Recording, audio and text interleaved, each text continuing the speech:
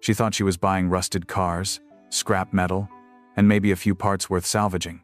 But when Lacey Rourke cracked open the pavement of her newly purchased $2,500 junkyard, she didn't find old engines.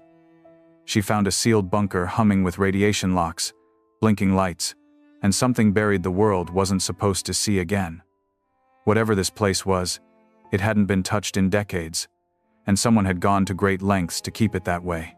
Before we dive in, let us know where you're watching from, and if stories of buried secrets, unexpected fortune, and mechanical grit speak to you, hit that subscribe button because tomorrow's episode takes this mystery even deeper.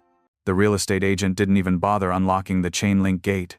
She just tossed Lacey the keys, pointed toward the cracked asphalt and rusted wreckage beyond it, and said, "All yours, if you're still crazy enough to want it." Then she got in her Subaru and drove off without waiting for an answer. Lacey Rourke stood alone, boots crunching on loose gravel, wind whipping her ponytail as she stared through the bent fence at what $2,500 had just bought her.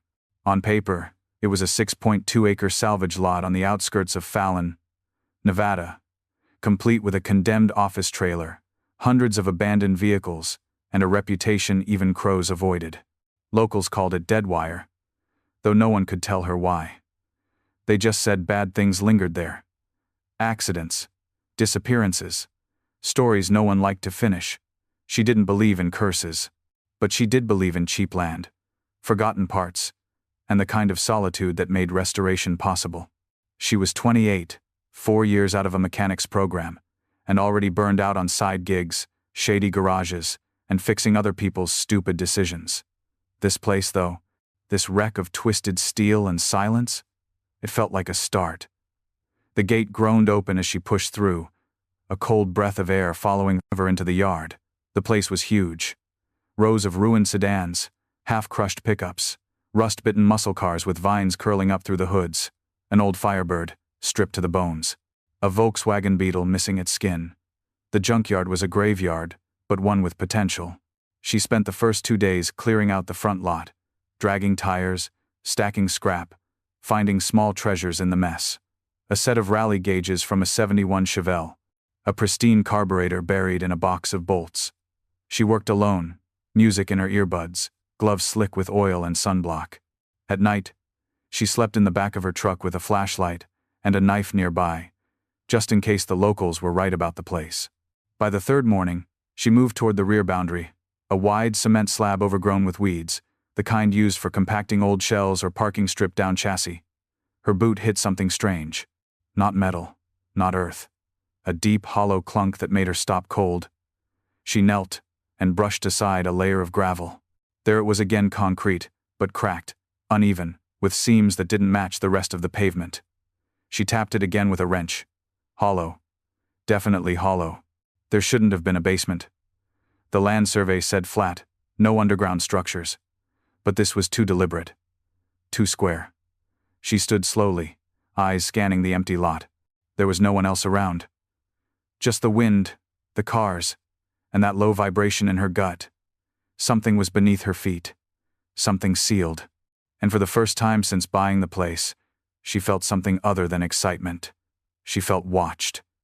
That night, Lacey couldn't sleep. The wind kept catching the edge of the tin roof above her truck bed and pulling it up like it was trying to speak. Her flashlight battery was dying, flickering every few seconds like a failing pulse. She lay in her sleeping bag with her boots still on, staring at the stars through a cracked skylight and trying not to replay the hollow sound from earlier, the echo that didn't belong on solid ground. By morning, she'd made up her mind. She wasn't going to ignore it. She'd come here to build something from nothing, not to be spooked by old concrete. She filled her thermos with burned coffee from a propane burner, grabbed her crowbar and spade, and headed straight to the slab. The sun was still low, casting long shadows between the rusted rows of cars. Birds wheeled above her in nervous circles, not the usual crows or vultures, but smaller, faster ones she couldn't identify. The slab looked the same as yesterday, cracked, uneven. But now she saw faint scoring in the surface, like something had once been welded shut, something big. She jabbed the spade into the seam where the cracks met. Gravel poured into the gap like sand down a drain. Lacey knelt, pushing her gloved fingers into the space, and felt the edge of something metal just beneath the concrete. Not a pipe. Not rebar. A hinge. She sat back on her heels, heart skipping. This wasn't a natural shift in the foundation. This was a door. A sealed one. It took her 3 hours to clear enough of the top to be sure. The concrete had been poured over a large steel hatch maybe 5 feet by 5 feet with thick weld lines and no visible handles. There was only one feature. A flat, circular dial mounted flush in the corner. It had no numbers. Just a central keyhole. And next to it, faded from age and dust, yellow stenciled letters reading 714, authorized access only. Lacey stood up slowly. The wind had died. The air around her felt heavier now, like the light itself had thickened. She dusted her gloves off, walked back to the office trailer, and began rifling through the desk drawers, looking for anything that might match that keyhole. The place had clearly been abandoned for years. Paperwork from 1996. A melted coffee mug still stuck to a coaster. A broken radio. And in the bottom drawer, beneath a pile of old shift logs, a small envelope, brittle and stained with time, written on it in shaky black marker, "Do not use." Inside was a key, thick, heavy, not like anything she'd ever used in an ignition. It looked military squared edges, a weird triangular shaft. She turned it over in her palm, feeling the cold weight of it. She should have stopped there, called someone, reported the find. But she didn't. Instead, she stepped out into the sun, walked straight back to the slab, knelt by the dial, and turned the key. The key slid in smoother than it had any right to, like it had been waiting. Lacey paused, hand hovering over the dial, unsure if she was about to trigger a mechanism or a mistake. She took a breath, braced her boots against the cracked concrete, and turned. At first, nothing happened. Then, a low mechanical click echoed through the slab, like a muffled drumbeat. The dial shuddered. Dust puffed from the edges of the seam. Somewhere beneath the ground, gears began to move slow, grinding, ancient. She stumbled back as the hatch gave a groan, then a hiss, and finally lifted a fraction of an inch on its own. The smell hit first, dry metal, stale air, and something else, faint but sharp like ozone and old paint. Lacey hesitated, her heart punching her ribs, then dropped to one knee and pried the hatch the rest of the way open. Beneath it was a steel staircase, narrow, dusty, leading down into total blackness. The light from above barely reached past the first 3 steps. She grabbed her flashlight from her belt, gave it a hard shake to coax out the flicker, and pointed it downward. Concrete walls, rusted handrails, pipes along the ceiling. It wasn't a cellar. It was constructed. A tunnel. Lacey stared into the opening for a long time. Every voice in her head, the practical mechanic, the cautious businesswoman, even the tired, lonely part that just wanted a normal life, told her to close the hatch and pretend it never opened. Sell the property. Cut her losses. Leave the mystery to someone else. But she couldn't. Not when she'd spent years elbow-deep in dead engines and small dreams. This was something different. Something buried for a reason. She climbed down. Each step creaked, but held firm. The deeper she went, the cooler the air became. Her flashlight beam caught details as they descended: faded labels on the wall, conduit cables, rust flakes drifting like dust in the stillness. About 20 feet down, the stairs flattened into a landing, and ahead of her was a solid door. Steel. Industrial. With a biohazard triangle barely visible under a layer of grime. Next to the door was a keypad long dead.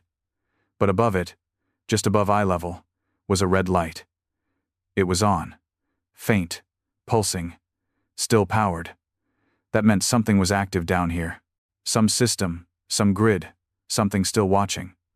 She stepped closer and pressed her hand against the cold steel of the door. It was warm. That didn't make sense. Nothing should be generating heat down here after decades unless it had never shut off. She backed away slowly, flashlight trembling in her grip. Her breath caught as she realized what she was standing in wasn't just an old bunker. It was still alive. Lacey pressed her ear against the door. No sound, no humming, no machinery, no air systems. But that faint warmth under her palm lingered, not hot, just unsettling. Something behind that door still breathed. somehow. She stepped back and studied the hinges. Industrial grade, reinforced, but old. She ran her gloved fingers along the doorframe until they caught on a narrow slot, a backup manual release maybe. She unclipped her multi-tool and started working the edge. It took 20 minutes, 2 skinned knuckles, and every ounce of her patience, but eventually, the locking pins inside gave a soft metallic clunk. The door didn't swing open. It released like a vault seal loosening under pressure. A hiss of musty, filtered air escaped. Lacey squinted as her flashlight caught on a silver-coated surface just beyond. She stepped inside. It wasn't a bunker, not in the way she'd imagined. No rows of bunks, no canned rations or survival manuals. This was a lab, or a workshop, or both. The room stretched about 30 feet across, with walls lined in dull stainless steel.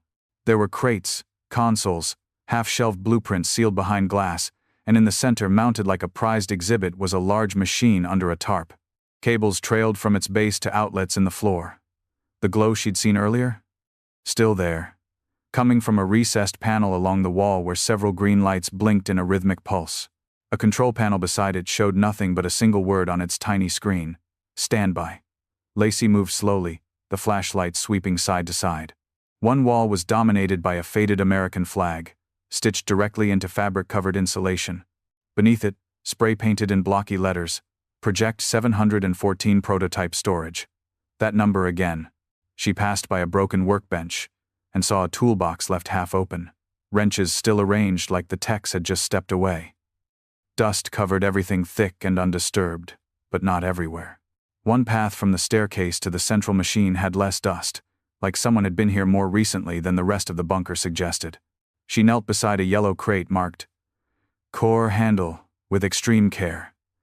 The box was bolted shut and banded in thick, discolored plastic. Beneath the warning were a pair of stamped serial numbers and one more word in red ink, half-faded: fissionless. That stopped her. No reactor she'd ever heard of was fissionless. That wasn't even a real designation. It sounded like science fiction, and that's when she noticed the chair. Tucked just behind the central machine was a folding steel stool. On it sat a notebook, leather-bound, warped from time and heat. She picked it up. Across the cover, embossed in fading gold leaf, 714, Engineering Log Primary. Lacey opened to the first page, her heart in her throat. It wasn't notes. Not yet. Just a single line, handwritten in bold black ink. If you found this, don't activate the core.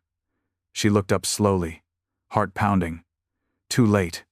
The green lights had started blinking faster. The bunker trembled, not enough to knock anything over, but just enough to make the lights in the ceiling flicker. Lacey tightened her grip on the notebook and took a slow step back, eyes locked on the console, where the green lights now pulsed in double time. There was no alarm, no klaxon, just a rising sense that something had been stirred from a very long sleep. She set the notebook down on the stool and moved to the machine in the center of the room. The tarp covering it hung heavy with dust, but the shape beneath was unmistakable, angular, symmetrical, mechanical. Not a vehicle, not a generator, something different. She took hold of one edge of the tarp and yanked it back. Beneath it sat a machine unlike anything she'd seen in any manual, schematic, or scrapyard. It looked like a compact engine, maybe 6 feet long, 4 feet tall, but the lines were wrong. Sleek, seamless. No exhaust ports. No combustion housing. The surface wasn't cast iron or aluminum. It looked more like polished ceramic. High-temp shielding. Something designed to last.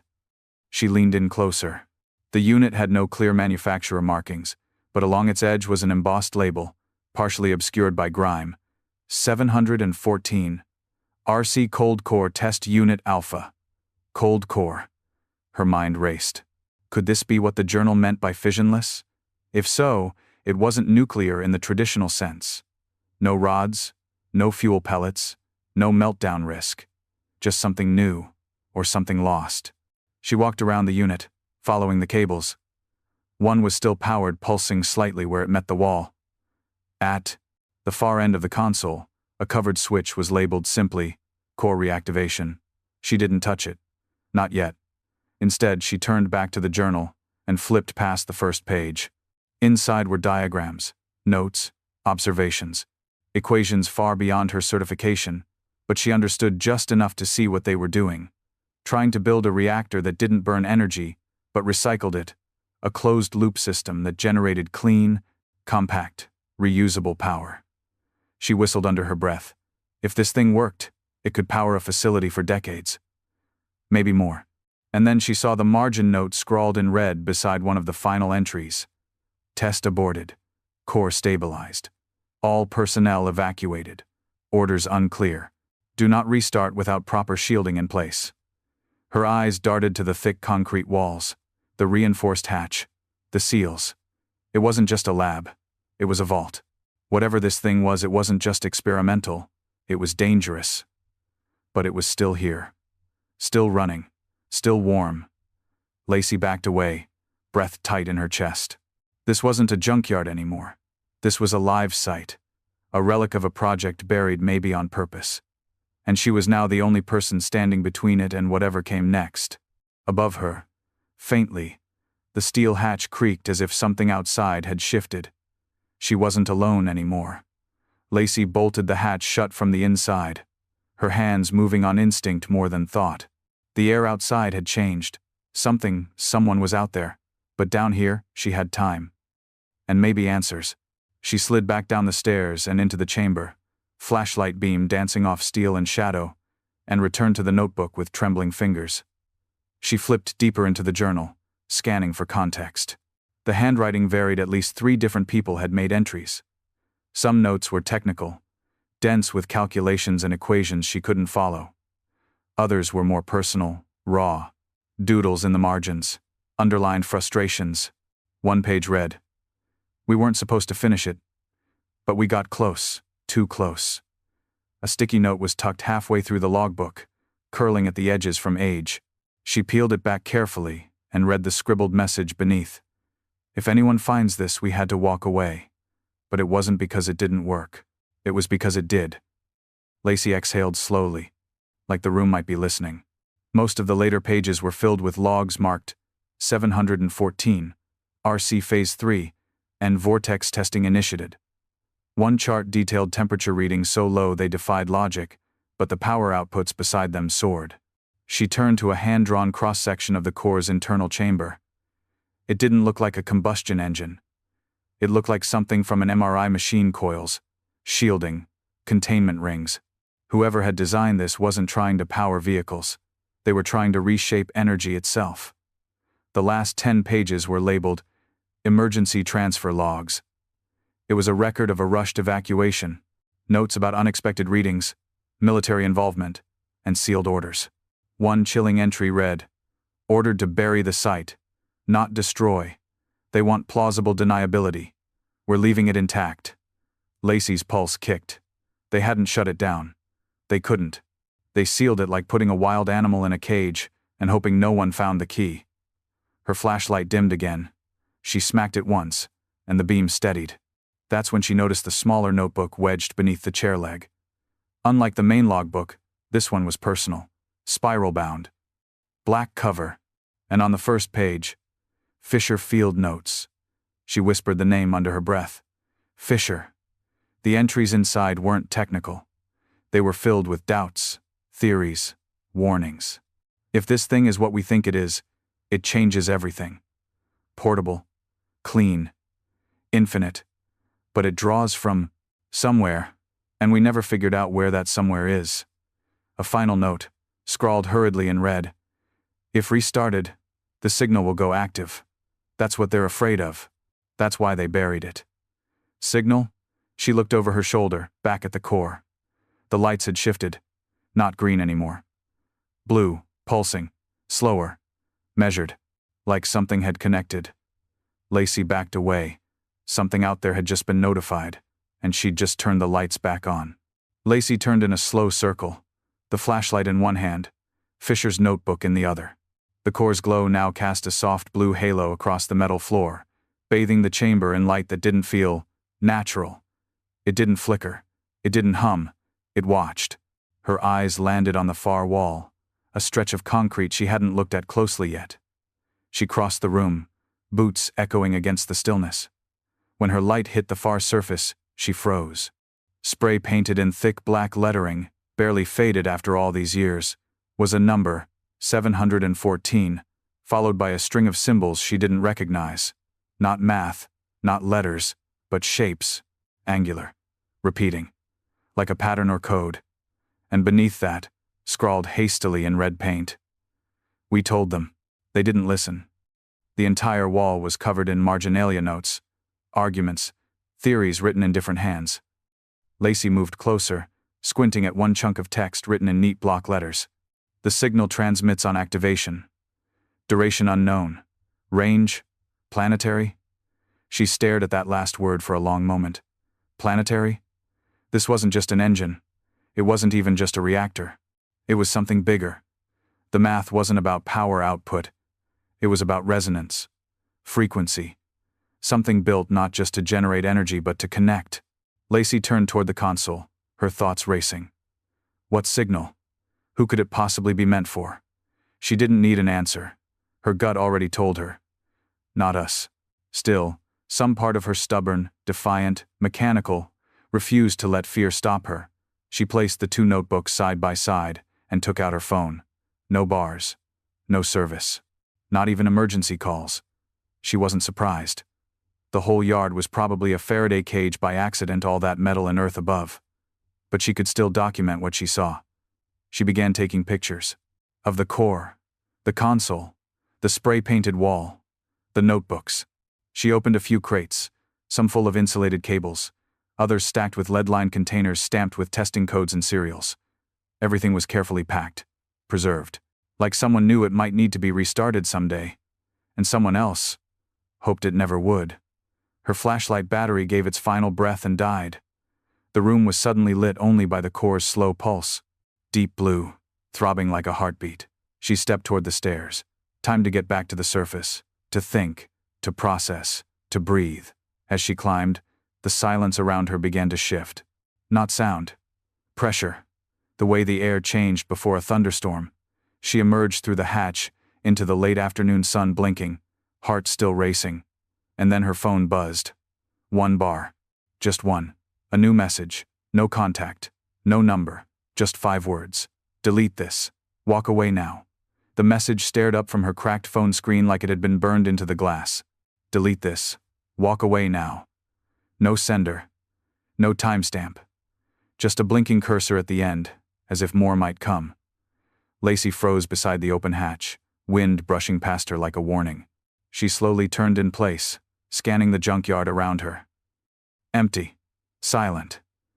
The sun had dipped below the ridge, casting the yard in long, hungry shadows. The air felt thicker now, like it had learned to listen. She shoved the phone into her pocket and closed the hatch, spinning the manual locks until the seal groaned shut. Dirt, concrete shards, and a few old tires were dragged over it for good measure. Whatever was down there, or watching from afar, didn't need an open invitation. That night, she stayed in the truck cab instead of the camper shell. Windows cracked just enough to hear. She didn't sleep. Didn't move. The only thing she could hear was the steady tick of her dashboard clock. Until it stopped. 1:43 a.m. Dead silence. No ticking. No engine hum. No wind. Even the power light on her inverter had gone dark. The whole yard had gone. Still. Then came the sound, soft at first. A slow creak. Metal on metal. Not footsteps. Not voices. Just the unmistakable groan of a chain being dragged. Lacey sat up, heart pounding in her throat. She reached behind the seat and pulled out her father's old crowbar, dented, heavy, and warm from the Nevada heat. She cracked the door open and slipped into the shadows. The moonlight painted the yard in dull silver. Shapes twisted from old hoods and twisted rebar. But there near the back lot she saw it. The hatch. Someone had found it. 2 figures stood by the slab. No flashlights. No tools. Just standing there. One knelt, pulling a long steel chain tight across the hatch handles. The other held a crowbar, not like Lacey's, not worn or rusted, but new. Military. Issued. She crouched behind a rusted Buick and watched as the first figure attached a padlock to the chain, checked it twice, then turned toward the second. The taller one spoke. Just one word. Marked. Then they left. No search, no patrol, no hesitation. They walked straight through the junkyard like they already knew every inch of it. Lacey stayed hidden until their silhouettes vanished over the fence, and the silence returned like a vacuum. When she finally stepped to the hatch, the chain was cold. The padlock had no brand, no keyhole, just a keypad with 4 digits already blinking. 714. She didn't touch it. Instead, she walked back to the truck, every step heavier than the last. The warning hadn't been a guess. They knew she'd gone down there, and the question now wasn't whether she could open the bunker again. It was whether she should. By dawn, Lacey hadn't slept a minute. She sat in the rust-stained office trailer, Fisher's notebook in her lap, the blueprints spread across the desk in front of her like maps to another reality. Her hands were stained with dust and grease, but she barely noticed. The sun filtered through the cracked blinds, casting long lines across schematics that should have never existed. She had brought the documents up from the bunker before the visit, an instinct she was now deeply thankful for. One set of folded pages had been buried inside a box labeled Archive, red, beneath the main console. The label had almost stopped her. The lock on the box definitely had. But a bolt cutter made quick work of that. What lay inside wasn't just technical. It was revolutionary. The largest blueprint in the stack was marked Project 714, Cold Core Engine, CCE, Revision 6. The lines were exact.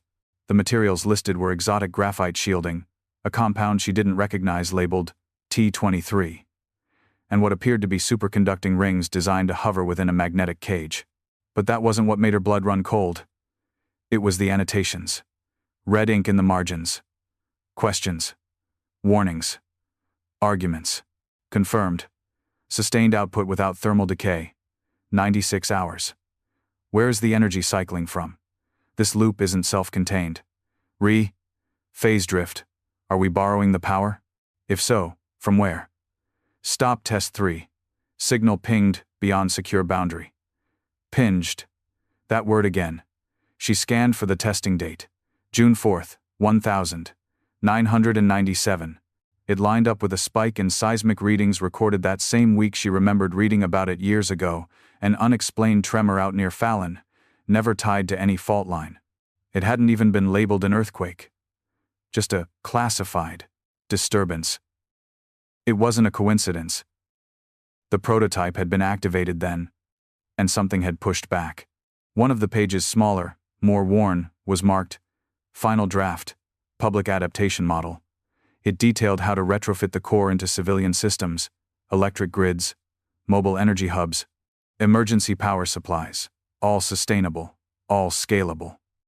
They had intended to release it. At some point someone had wanted the world to have this, and then someone else had buried it.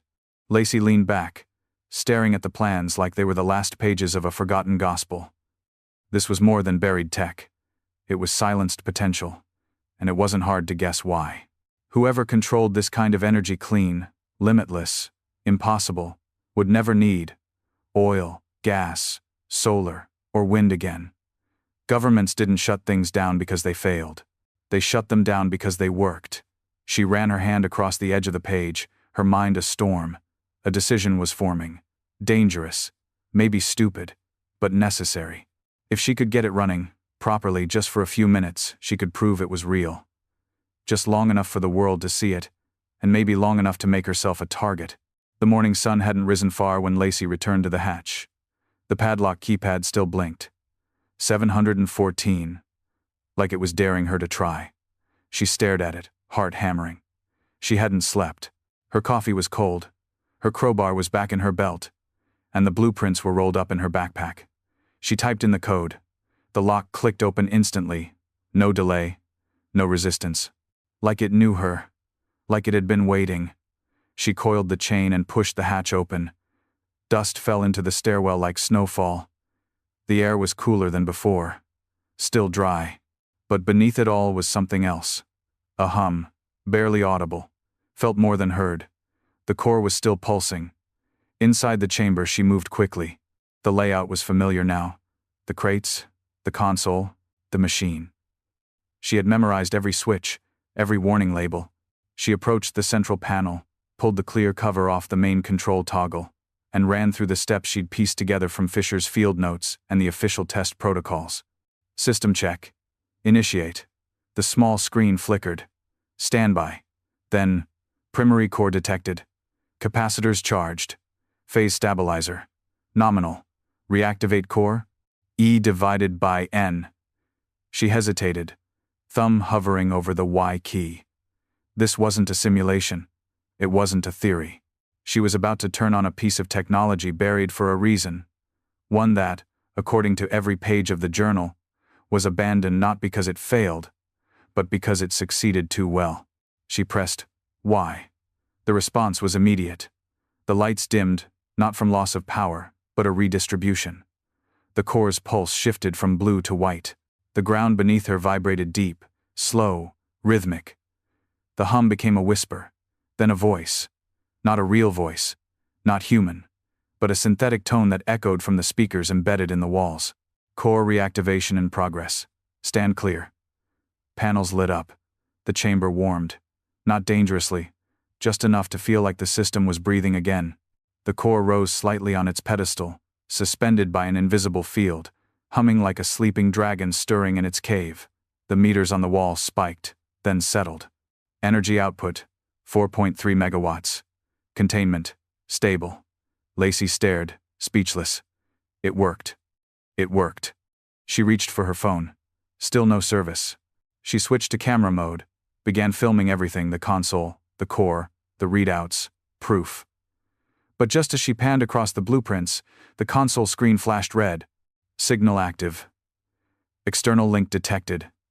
She froze. The core wasn't just generating power. It was broadcasting. Somewhere out there, someone, or something was listening. And now, it knew. Lacey shut the core down in stages, heart racing. The screen still pulsed red as the system powered down, the warning lingering like smoke. Signal active. External link detected. She didn't know if it was still broadcasting. She didn't know what it had reached. But she knew one thing: she wasn't alone in this anymore. Back at the trailer, the air felt thinner, like the yard itself was holding its breath. She uploaded the footage to an encrypted backup drive and slid it under a loose floorboard. If anyone came looking, at least part of the truth would survive. By mid-afternoon, she heard the first knock. Not at the gate. At the side of the trailer, soft, deliberate. Not the kind of knock that asked permission. She opened the door slowly, crowbar within reach. The man on the other side was older. Late 60s, maybe more. Khakis. Hiking boots. Jacket zipped halfway. A canvas messenger bag slung across his shoulder. His beard was short and gray, his hair thinner at the temples, and his eyes sharp, familiar. "Lacey Rourke?" he asked, voice hoarse but steady. She didn't answer. He nodded, like he understood. "Name's Fisher. You found the engine, didn't you?" The crowbar stayed in her hand, but her grip loosened. "You wrote the journal." He looked tired. "Part of it. Most of it was me. Some wasn't. Mind if I come in?" She hesitated, then stepped aside. He entered without another word and placed his bag on the dusty counter, like he'd been here before. "I was on the original team," he said. "Back in '96. There were 8 of us, 7 now." "What is it?" she asked. "What does it do?" Fisher turned, his eyes heavy with something she couldn't quite name. "It's a cold core energy loop. Portable, regenerative. That part you figured out. But the power draw, it's not internal. We never solved that. We thought we did. But the more we tested, the more we realized we were opening something." "Opening?" He nodded. "Think of it like sonar. The engine sends out a frequency as it cycles, not on purpose, just a byproduct. We never meant to make it loud. But when we hit the right resonance in '97, something echoed back." "Something?" "We don't know. Maybe it's atmospheric. Maybe it's deep space. Maybe it's just the universe answering its own vibration. But when the signal hit, the system registered an incoming handshake. Something tried to connect." Lacey swallowed. "What happened?" "The military stepped in, locked us out. They gave us clearance payoffs, NDAs, the works. They buried it all, told us it was over. But I kept copies, in case someone like you ever stumbled into it. She stared at him. Why now? Because you turned it back on, he said simply. And now they'll come. He opened his bag and pulled out a worn flash drive. Blueprints, test logs, everything I saved. If you want to finish it, really finish it, you'll need more than courage. You'll need people. He looked out the window, jaw tight. They never wanted it working again. It didn't take long. 2 days after Fisher showed up, Lacey's phone rang from an unknown number. She almost didn't answer. But something told her not to let this one go to voicemail. Miss Rourke, the voice on the other end said. Calm, polished. No introduction. We'd like to speak with you about your recent activity on private government property. She didn't say a word. You've accessed a restricted structure beneath Parcel 12. F. You've interacted with sensitive defense technology, and you've published materials related to Project 714 to unsecured systems. We can trace every packet of data you've touched. She reached for the power button, ready to hang up. There's no need for that, the voice said, almost pleasant. We're not here to make threats, just to offer you something more sustainable. The pause was longer this time. Calculated. Name your price, they said. We'll purchase the land, the rights, the footage, all of it.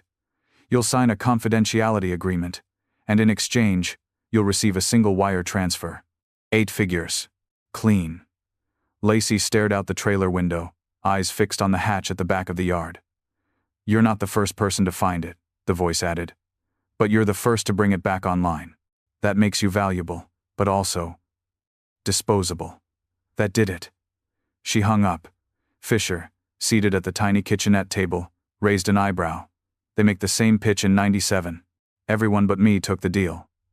What happened to them? She asked quietly. He tapped his fingers against the table. They vanished. Not all at once, but eventually, one by one. Car crashes. Health problems. Early retirements. The official list says they're all dead now. That night, she sat by the hatch for hours, thinking. The money would change her life. She could buy a new shop, a new state, start over. But she hadn't come here for money. She'd come for meaning.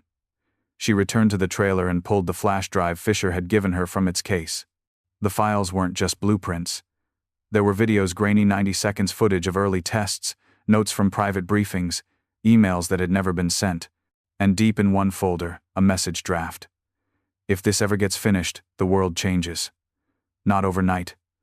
But fundamentally, energy becomes personal. Clean, global. The people who want this buried aren't scared of failure. They're scared of freedom. The next morning, Lacey opened the trailer door to smoke.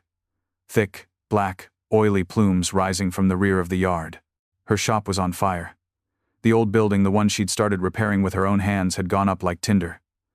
No footprints, no tire tracks, no witnesses, no warning. She didn't call 911. She already knew the answer. Faulty wiring, spontaneous combustion, act of God. But she also knew the truth. The offer had an invisible line beneath it. Say yes, or lose everything. And Lacey? She'd just made her choice. The fire didn't spread, it didn't need to. The message was clear. You don't own this story.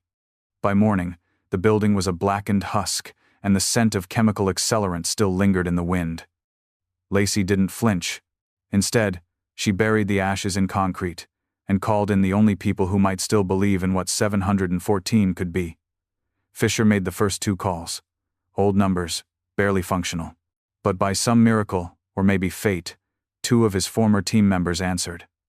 One lived in Arizona, the other in Oregon. Both were quiet at first. But the second he mentioned the word reactivated, they went silent, then asked one thing. Is it stable? 2 days later, they arrived. Dr. Mina Cortez came in a rusted-out pickup with government plates and the kind of eyes that had read too much classified data. She didn't smile when she saw Lacey, just offered her a firm handshake and said, I brought my tools. The second was Trevor Noakes, a wiry, fast-talking systems engineer who looked more like a record store manager than someone who once co-authored one of the most controversial energy models never published. Together, the 4 of them descended into the bunker. The air was cooler now, like the core had changed something in the soil itself.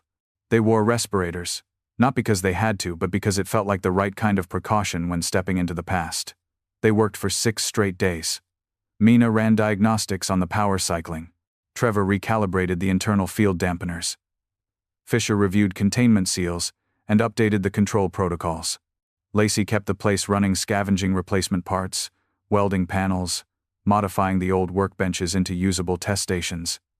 She was the youngest by 2 decades, but none of them treated her like it. This wasn't about rank. It was about resurrection. By the 5th day, they were ready for a controlled test. Just 30 seconds of core activation at 25% output. They held their breath as the switches were flipped. The core lifted, glowed, and hummed cleaner this time. No red warnings, no signal detection, just pure, silent energy. Trevor laughed aloud. That's clean power. Right there. That's impossible. Lacey grinned. For the first time, it didn't feel like she was trespassing on someone else's dream. It felt like she belonged here.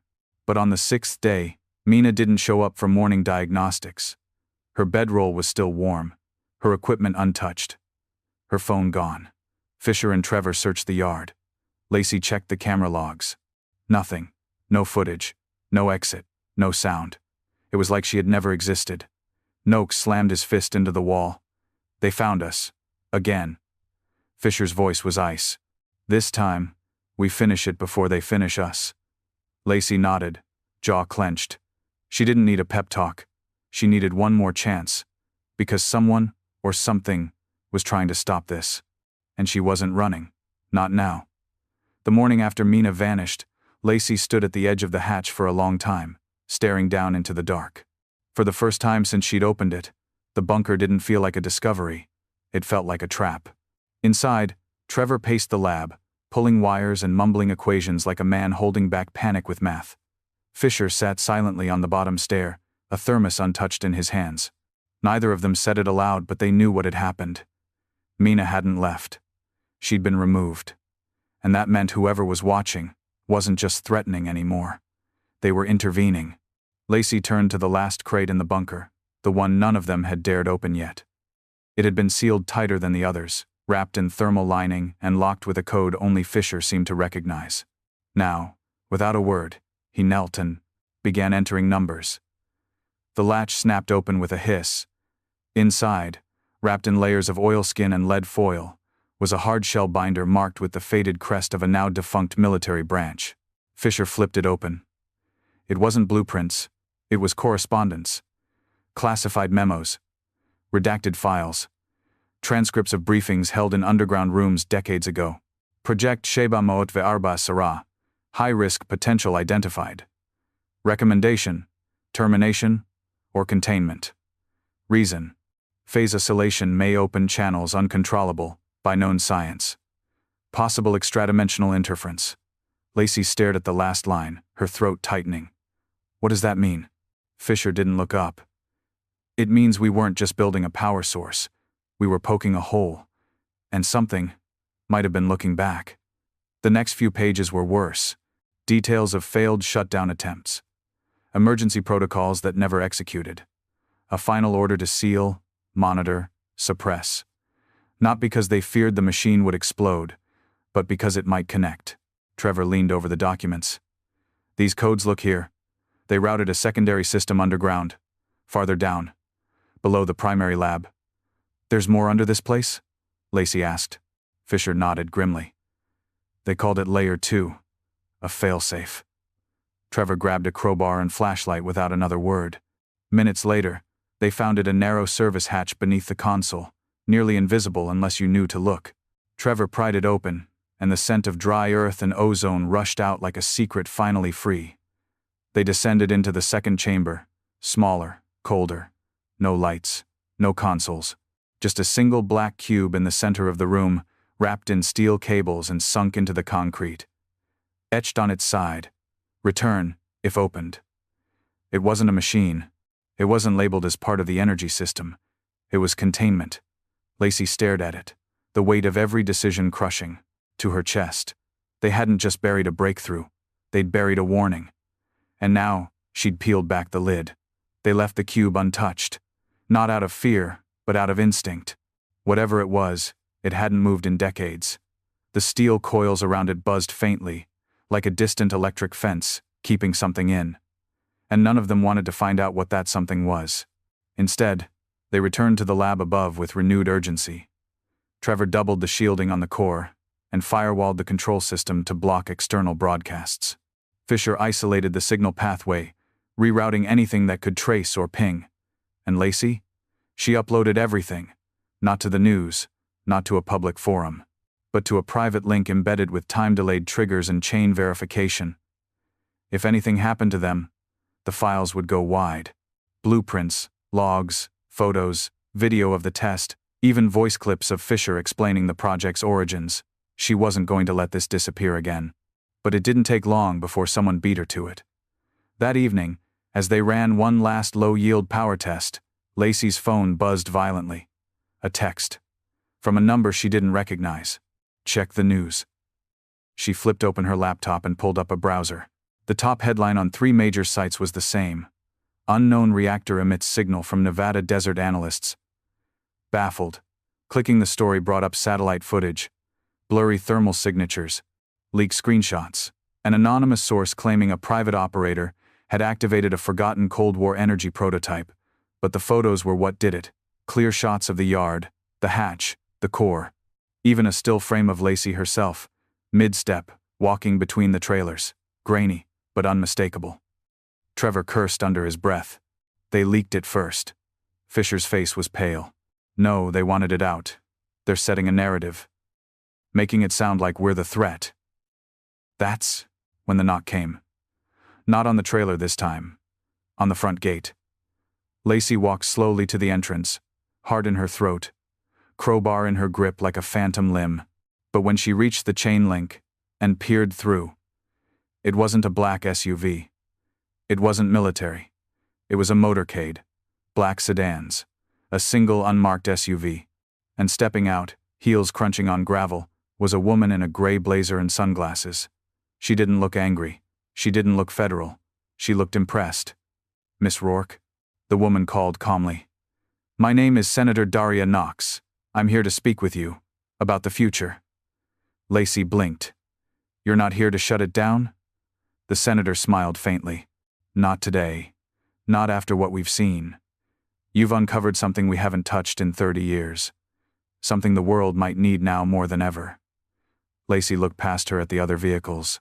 Press agents. Scientists. A camera crew setting up. What do you want? She asked. Senator Knox adjusted her blazer. A demonstration. And a conversation. For the first time in days, Lacey felt the weight shift off her shoulders, not lifted, just shared. The world had seen. And now, it was listening. 3 months later, the junkyard didn't look like a junkyard anymore. The rusted cars were gone, either sold off or hauled away. The scorched building had been rebuilt with steel walls and fiber optics, disguised beneath a familiar sheet metal roof. The hatch remained, but now it had biometric locks, seismic sensors, and 2 guards who knew Lacey by name. Inside, the bunker had transformed. The walls were clean, the lights steady, the hum of the core constant but contained. Engineers walked the halls where ghosts once paced. A dedicated research team had set up a round-the-clock schedule, and the core, now called the 714 Clean Field Reactor, was running at 15% capacity. Enough to power the entire new compound. And it still hadn't shown signs of depletion. Senator Knox had kept her word. After that first demonstration, she'd cleared a path through the red tape with terrifying efficiency. Whatever political storm raged behind the scenes never reached Lacey's ears. What mattered was simple. They hadn't buried it again. But not everyone celebrated. Mina Cortez was still missing. Her name appeared in Senate hearings, and on classified reports Lacey wasn't cleared to read. Trevor hadn't spoken to his family in weeks. And Fisher, though always present, had grown quieter, like watching the Project Reborn stirred ghosts he wasn't ready to face. Lacey, however, had never felt more alive. She'd taken a small room above the lab, built it into a living space with a mattress, a workbench, and a single window overlooking the desert. She didn't miss the old trailer. Didn't miss the world she'd left behind. Because here, in the place everyone else forgot, she'd built something that mattered. Not alone. Not anymore. One evening, just as the sun dipped behind the red hills, she climbed the hatch stairs and stood alone in the yard.